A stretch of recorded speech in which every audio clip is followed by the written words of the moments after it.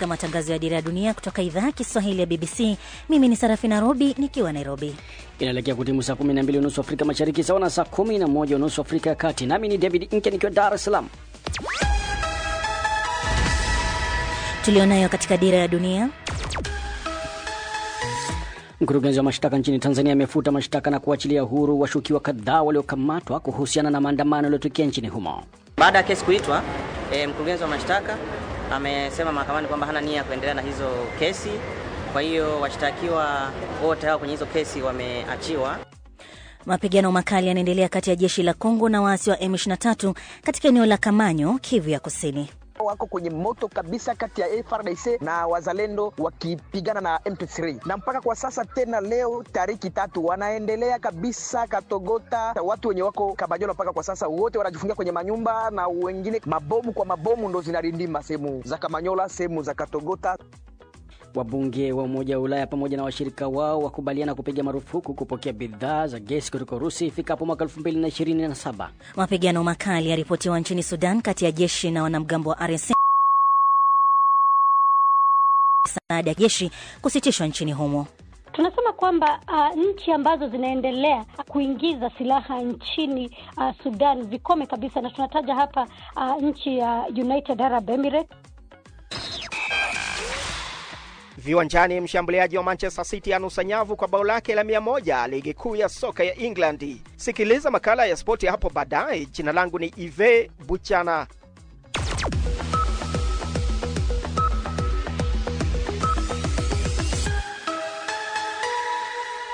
Lakini kwanza ni taarifa ya habari za dunia. Jina langu ni Belden Waliaula.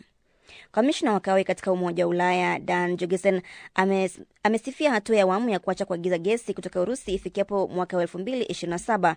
Alisema hii inamaanisha kuwa Ulaya itakuwa salama na uhuru na hataturutishwa tena na Urusi. Hatua hiyo pia ilikuwa ya kupunguza mapato ya Urusi ambayo inaitumia kufadhili vita vyao dhidi ya Ukraine. Mkuu wa shirika la kutetea haki za kibinadamu la Umoja wa Mataifa Volker Turk ameishtumu taifa la Uganda kwa kutumia mbinu za ukandamiza uchaguzi wa urais utakaofanyika mwezi Januari mwaka ujao. Volker Turk ametaka uchunguzi wa uhuru kufanyika kuhusu kukamatwa, kutekwa nyara na kunyanyaswa kwa wanasiasa wa upinzani na vyombo vya habari kuminywa. Rais wa Uganda Yoweri Museveni mwenye umri wa miaka 81 anaonia kiti cha urais tena licha ya kuwa madarakani kwa miaka 40, mshindani wake mkuu akiwa mwanamuziki Bobi Wine. Zaidi na Ahmed Bahaj. Ofisi ya haki za Umoja wa Mataifa iliangazia ripoti za kuaminika zinazoonyesha kuwa takriban watu 550 wakiwemo wanachama na wafuasi wa chama kikuu cha upinzani cha National Unity Platform na mgombea urais Bobi Wine wamekamatwa na kuzuiliwa tangu mwanzoni mwa mwaka huu. Zaidi ya watu 300 kati yao walikuwa wamekamatwa tangu kampeni za uchaguzi zilipoanza mwezi Septemba kabla ya kura ya urais ya Januari tarehe 15. Wengi wa waliokamatwa wamesalia rumande wakikabiliwa na mashtaka kuanzia kero ya umma na pia kutotii amri hadi kushambulia wengine, kuzuia na kuchochea vurugu, ikisema taarifa ya tume ya Umoja wa Mataifa ya haki za binadamu. Ofisi ya tume hiyo pia ilionyesha jinsi vikosi vya usalama vilivyojihami vilikuwa vimetumwa katika maeneo ambayo NUP ilipanga kufanya mikutano. Taifa la Thailand imeondoa marufuku iliyokuwepo ya muda mrefu ya uzaji wa pombe muda wa dhuhuri hadi jioni ili kukuza utalii nchini humo.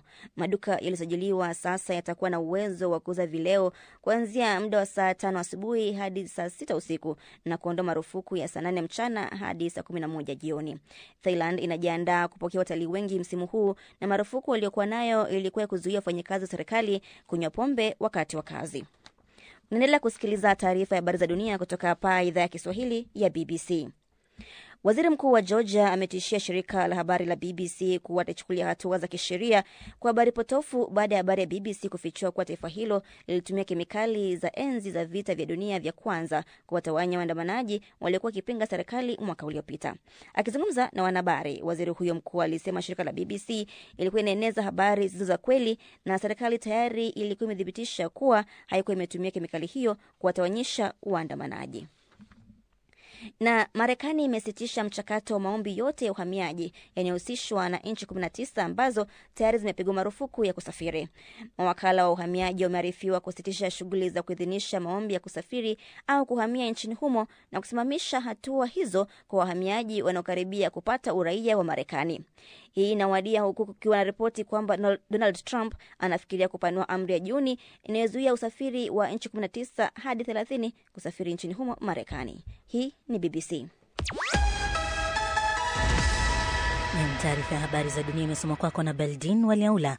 Unasikiza Dira ya Dunia kutoka idhaa ya Kiswahili ya BBC kupitia FM, tovuti yetu bbcswahili.com na kwenye ukurasa wetu wa Facebook BBC News Swahili. Aidha, unaweza kuyategea sikio kupitia redio shirika mbalimbali nchini Tanzania ni kupitia shirika kama vile Radio Free Africa, Radio 1, Abud FM, Loliondo FM, CGFM, Classic FM, Radio Kwizera na Loliondo FM.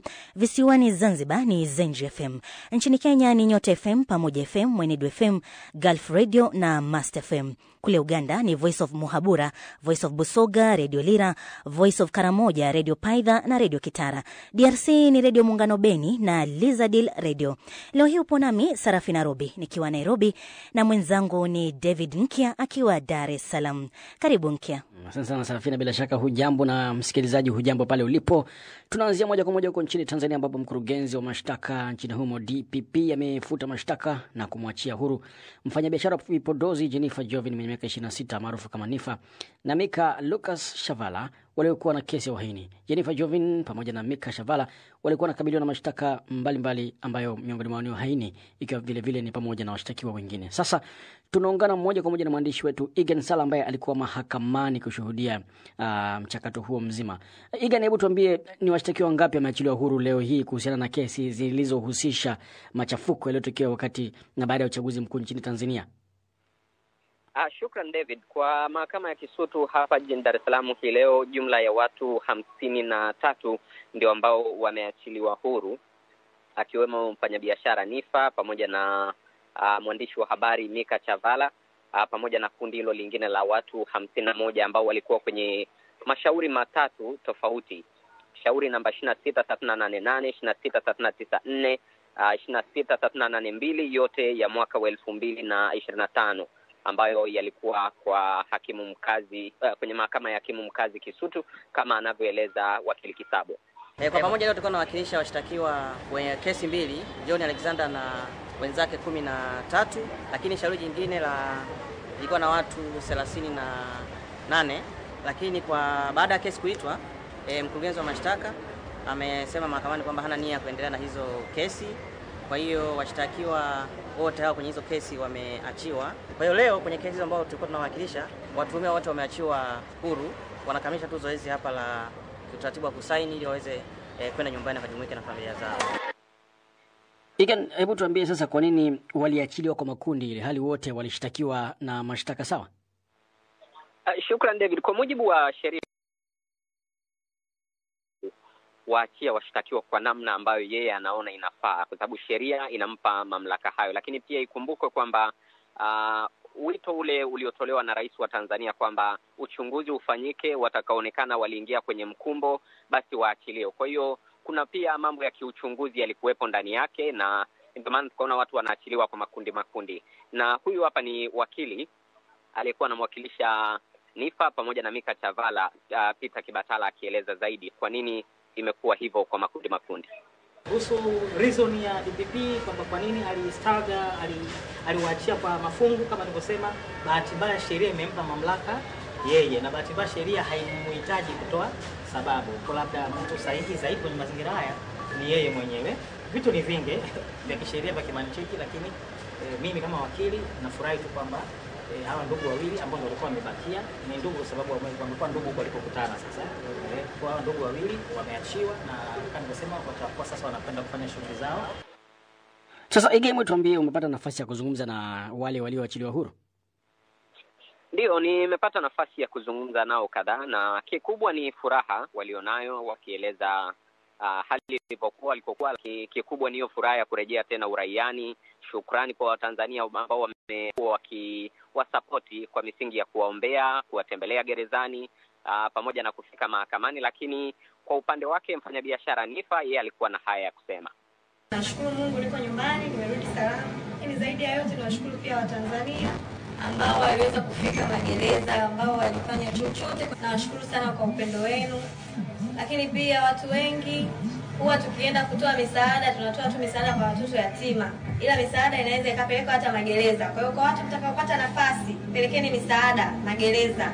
Kwa kwenda kule nimejifunza sana kushukuru. Allah amenifundisha kushukuru. Kuna vitu vingi tunavifanya, unakuwa huru kama hivi, unaona tu ni kitu cha kawaida, ni vitu ambavyo we take for granted. Lakini uhuru, yani thamani ya uhuru ni kubwa sana. Thamani ya amani ni kubwa sana. Unapokuwa huwezi hata kugusa simu, huwezi hata kwenda sehemu chooni peke yako mpaka mtu akutizame unafanya nini. Sio maisha mazuri.